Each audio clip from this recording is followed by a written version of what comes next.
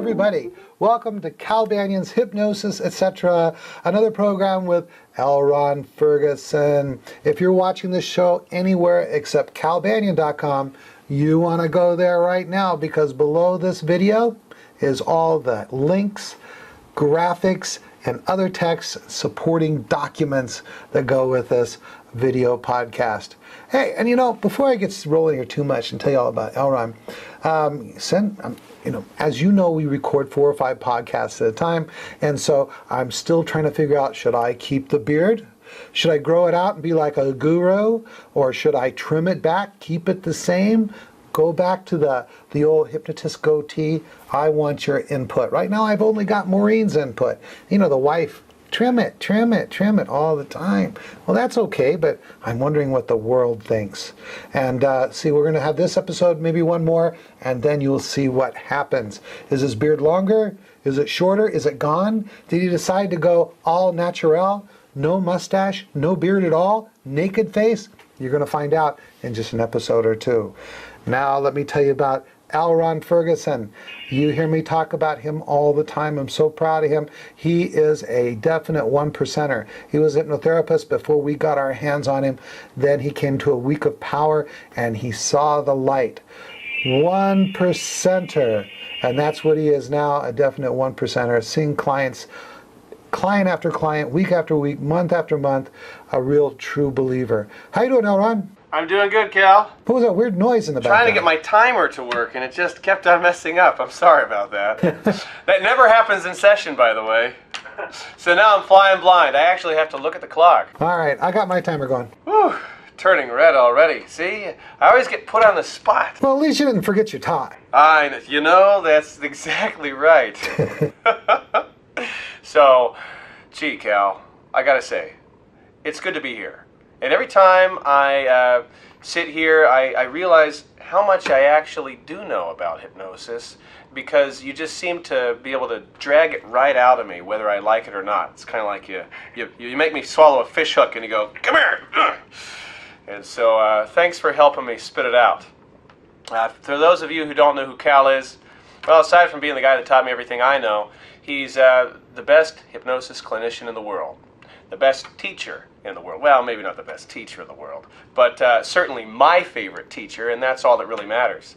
If you want to know how to be a hypno-commando, just hang around Cal a little bit, or just watch him sometimes, and you'll learn how to do it. He gets this one way where he starts to kind of come out of his chair a little bit and move forward. And when you start to internalize that type of approach with your clients, your success rate goes through the roof. So thanks, Cal. You're very welcome. Hey, before we get started, I want to mention something. While I was away in Singapore, I got the okay from the NGH that I'm going to be teaching a little bit at the NGH certification course, even though I'm not the best teacher in the world, which I would agree with completely, because I get cranky. A really good hypnotherapy teacher, he would be sweet, loving and considerate through the entire class. But not me, as good. I get cranky. People in my classes, they go, gosh, Cal, you're so nice on the videos. How come you're so cranky in class? No, I prefer to call it hardcore, Cal. Yeah, that's right. Hardcore, baby. It's my military training. I was training NCO for security police when I was in the Air Force, and I have kind of a, hup to, let's get her done kind of attitude in class because we run out of time if I don't. Anyway, at the NGH convention this year, I believe I'm going to be doing a class on, I think it's a 2-hour class, never done it before, on learning 7-path. And people are actually going to learn, I think it's the first 2 recognitions. Get a real good taste of what 7-path can do for you. And then also pre and post convention, I'm going to do a week of power kind of course, which I'm not sure. I think it's going to be 5 days, maybe 6 days long. I have to look at my notes. And so you can go through week of power, maybe abbreviated by a day, a little bit more condensed, at the NGH convention in, where is that NGH convention? Merrimack, New Hampshire, no, Boston? I don't know, where is it? Outside of Boston. Marlborough, that's what it is. Marlborough, Massachusetts in August. And it is the #1 event of the year when it comes to hypnosis. All right, what you got for me, Elron? Questions. I want you to verify with everybody that I don't tell you what kind of questions you can ask me ahead of time. I just say, put them together, put some good questions together, and fire them at me. Isn't that right? That's right. All You know, right. I even rushed in today. I ran up because I forgot my ties on the way here. So I ran up and go, Cal, I got the questions, Cal. And you go, don't tell me what they are. I go, no, go home and get your ties. And so we are really flying free and clear here, shooting from the hip. But it's the only way to go. Fancy-free. Wild and fancy-free. Wild and fancy-free, Cal. That's right. No limit. So I'm ready to rock and roll. Let's I can feel the wind in my hair already. Somebody give me a fan. We have a question I pulled off of the Yahoo group. Lydia asked it, actually. Thank you, And Lydia. that's right. Has to do with the subject of grief. She had a counselor ask her if she worked on grief, and she said, of course I do that all the time. I started wondering about it. When's a good time to work on grief? Isn't grief a healthy emotion that is appropriate and is supposed to be felt? In 5-Path, what would be the desired outcome? It's early, and I was just wondering. Let me just preface this with saying that, just talk about this and about working on sadness in general. Okay. I think I got this from Steve Parkhill, and he said that, and he may have got this from Jerry Kine, and Jerry Kine might have got it from experience or somewhere else, but all human emotions are rather short-lived when fully expressed. And in addition to that, I would add to that there are people who go through a normal process of grieving, and then some people who don't. And what's the difference? The difference between those who go through a normal process of grieving and those who don't is their histories before the great loss of a loved one or even thing. People can grieve the loss of a thing. So with hypnotherapy, we are fully capable of helping people. Now, here's the deal. If the person has just lost someone, a parent or a child, and it's been only a month, and it's interfering with their life, excuse me, that's normal. And what we want to do as hypnotherapists, in that case, if we're working with them, is to get them to just fully express it, just to let it out. And if they're having trouble within a few months because of the grief, it's because they're not expressing it enough. And then tell them, really work through their inability to feel the grief. But if it's going to be 6 months down the road, and there's still this grief, which is really sadness, that is a very large sadness over the loss of someone very important to them, then that really means that there's something going on in their history that's causing them to not be able to move on in a normal way. And so what we would do is we need to uncover what the cause of that is. We need to neutralize it, give them suggestions for change. And of course, 5-Pathers would do phase 1, preparation, testing, and convincing, to make sure we've got someone who's hopeful that the hypnosis is going to work, that they're a somnambulistic client. And then in phase 2, we're going to do age regression, and we're going to neutralize the cause. We're going to provide insight, because we really look at removing erroneous beliefs and thoughts, which are generating erroneous emotions. You see, I should talk about this more. There's this principle of resonance. And what that is something in the now is resonating with something in the past. And that causes them to feel too much of something now. So if it's been 6 months since the loss, and they're still very emotional, very sad, very grieving, so much that it's interfering with their daily life, their work, their family, these kinds of things, then they are overreacting. And that energy, where does it come from? It comes from a sadness in the past. And it's resonating into the present and causing them to overreact. Also, a thing that we want to do is, in the age regression, is identify if there's any other emotion. For example, a common emotion that's uncovered in the age regression is fear. They might be calling it grief, but it could be sadness, which is also grief, mixed with fear. And if we can identify what these major emotions are associated with the problem, their inability to cope in life, in work, and relationships now, then we will probably find that there's at least the one emotion that they talk about, and possibly fear. We're going to want to follow both of those emotions back using the affect bridge technique and neutralizing them at the source, and then of course with the SSEs, the subsequent sensitizing events, which are really subsequent reinforcing events, and making sure that we make the shift in the ISC, reinforce that change, the neutralizing of the emotion in the SSEs, and then also in the age progression work, which is really not done enough in our profession, but have them go into their probable future experiencing the change, the loss of the grief. That's kind of funny to say, but the removal of the grief, the removal of the fear that's associated with that loss. And then, of course, we're going to do the forgiveness work in phase 3 of the person who's associated with the cause of the problem as revealed in the age regression. And then, of course, at that point, the client is able to take on some responsibility for what's gone on. It was her misperceptions. It was her erroneous emotions that contributed to the problem. And so we're going to do some self-forgiveness in phase 4.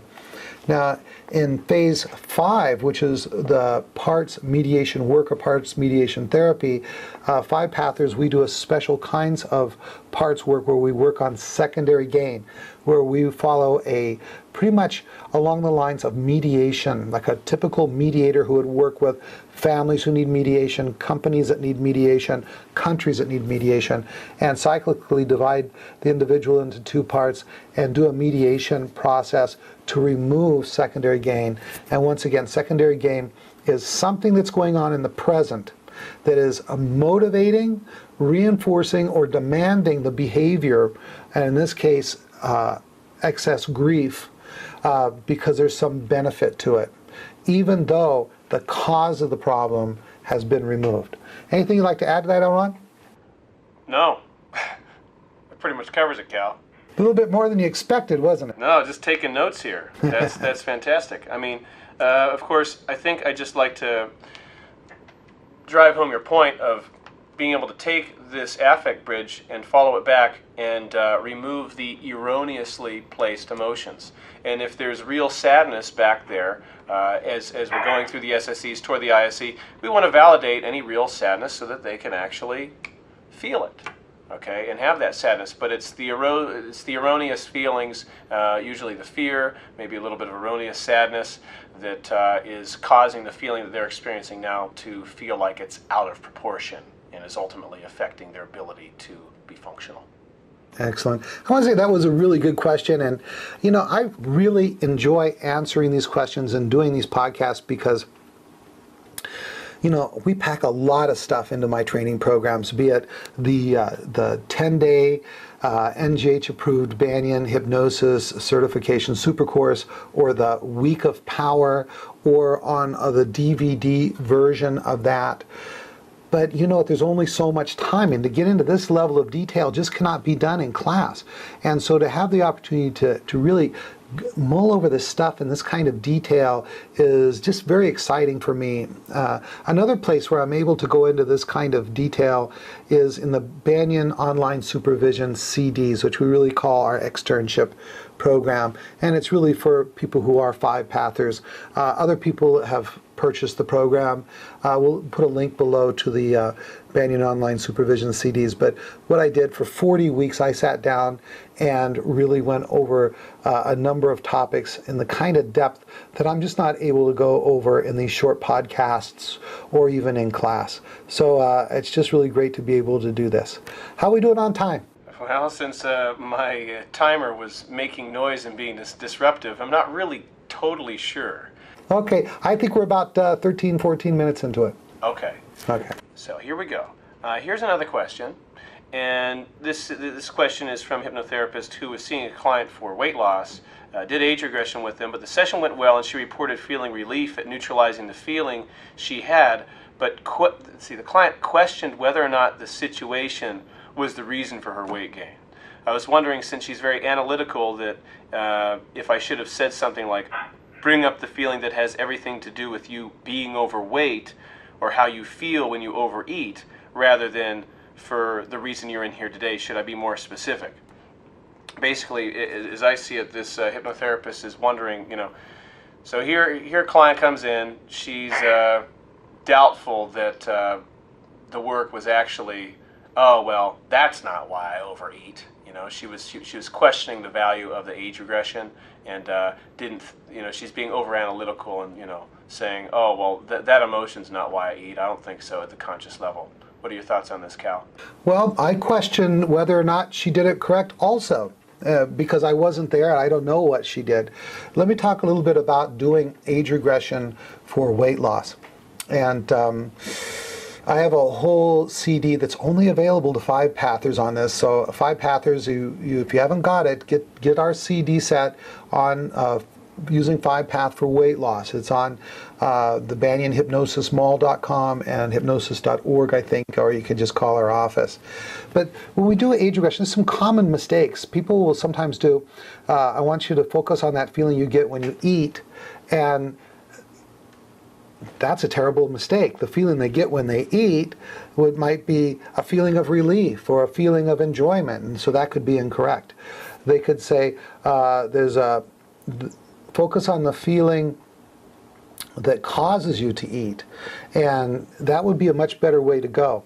What I will typically do is, I'm going to tell you kind of an insider tip, trick, and technique here, is when I'm working on something like a too much behavior, I will do a date-time regression to a time when they were recently out of control to the behavior. And I will say, okay, let's say they're eating too much, or let's say that they're binging on chocolate. And I will say, a moment count from 5 back to 1. When I get to 1, you're going to be at a recent time when you were just had to have that chocolate, totally out of control of the chocolate. 5, 4, 3, 2, 1, be there. And we find out what's going on. And then I will say a moment count from 5 back to 1, and we're going to go to just before you decide to eat that chocolate. 5, 4, 3, 2, 1, be there. And at that point, I'm going to do the Fantastic 5. What's happening? What are you thinking? What are you feeling? How old are you? And is it familiar or new? Because this is a big difference between true age regression and like timeline therapy. My client, by the time I get to doing age regression, needs to be a somnambulistic client. That means that they can hallucinate. It means revivify, to relive the event. Now, when they go into that event, they are reliving what's happening, what they're thinking, and what they're feeling. I'm not asking the grown-up aspect of my client, what did you think then? What did you feel? Because then they're trying to remember. But when I have them back in that recent event, and they're reliving what they're thinking, okay, then what they're feeling, then what I can do is I can focus on the emotion that has everything to do with why they are going to eat that chocolate or smoke that cigarette or drink that drink or whatever it is that they're doing too much of. And I can say, good, focus on that feeling. Now, what is it? It might be fear, it might be sadness, it might be guilt, whatever it is, and say, now follow that feeling back to an earlier time you felt that way, if indeed they have reported it as being familiar. And obviously, if I've just regressed to a time last week and they've had the weight problem for 10 years, then we are going to go back to an earlier time. So that's part of it. I mean, you have to do a good age regression. One is the simple way of just putting the person in somnambulism, saying there's a feeling inside that has everything to do with why you have this weight problem. And the other is, here's the insider tip, trick, and technique, do a date time regression to a recent time when they were experiencing the drive to do the too much behavior, and then regress off the emotion that is pushing them to do it. Now, the other thing is that, let's see, in addition to, I remember what it was, segue. I experienced exactly what this what this hypnotherapist has talked about, and it might not just be weight loss, it could be anything. And they'll say, well, I'm not sure if what we did had anything to do with my problem. A perfect example of this would be someone come in for nail biting, and then you go back to some time as a child when they were molested. And in that case, I've had a hypnotherapist, before I figured this out, what I'm about to talk about, say, how dare you take me back to that time when I was molested, when I came in here for nail biting. So I had to think, gosh, that we regressed on the emotion that's driving them to bite their nails as the distractor, the too much behavior. It was obvious to me, it wasn't obvious to my client. And what I thought is, okay, now I've got to explain to my client, here they are in a not highly suggestible state. In fact, they're kind of in a defensive state. They may even be angry. And I want you to remember, anger is a wall. Once they're angry, they don't really want to hear your side of the story. And so I came up with this concept of this segue. This is not a little two-wheeled vehicle that you take to your office, that you stand on and go along. This is a process in which you tie the insight gained to the direct suggestion regarding the issue that they came in for. So you do exactly as I mentioned in the age regression, and then here's the important part, and that is after you've done that insight work, age regression, forgiveness therapy, parts therapy, whatever you're doing, you want to do the segue. The segue is you identify the insight that they've just had. And you say, and remember, this is while they're in somnambulism. This is in their most receptive state. You will say to them, now that you know, whatever the insights gained were, insight, you know that you've been eating out of a way to distract yourself from these emotions. Then the good news is today we've neutralized those emotions. And so now you're going to have more control over this than ever before. That's right. And so you're going to be able to accept these suggestions more powerfully, more permanently than ever before. And then suggestion for whatever it is, eating properly, releasing the drug, the alcohol, the cigarettes, whatever it is, and move into direct suggestion, which might be a script or a short version of a script or just some well-crafted one-line suggestions. So once again, the segue. And what do? You repeat to the client who's in hypnosis the insights that were uncovered and accepted in the age regression or other insight process. Tell them now that they have had these insights, we've neutralized the cause of the problem, and now they're going to be able to be free from the problem and accept these suggestions more powerfully than ever before. And if you do that properly, you're never going to have that problem again. How's that? Awesome. All right, I have us out of time. You want to wrap it up? I will wrap it up. All right. Thanks for those answers, Cal. You're welcome. That was more thorough than I thought possible. Thank you for that. Well, I'm so wound up. I was gone for all those weeks, and I just brimming with this information. It's like I'm a cup overflowing. You missed it, didn't you, Cal? I certainly did. know. There's no place like home. Exactly. There's no place like home. There's no place like home. We're back home. Did you click your heels together when you said that, Cal? Well, yeah. All right. If you want to learn more about how to do this process and become awesome like we are, and that rhymes with possum, then go to hypnosiscenter.com, look at our training schedule, check out hypnosis.org. There is products there that will really make you a one percenter, because that's what it's about being the best of the best, changing people's lives, approaching 100% success, succeeding where everything else has failed. Thanks for sitting with these questions. I hope you got a lot out of it. I certainly did. This is L. Ron Ferguson, signing off. All right. Be a one percenter. Be hardcore. Do it. Go to our websites, and I want to see you in class. Be there. Cal Banyan, signing off.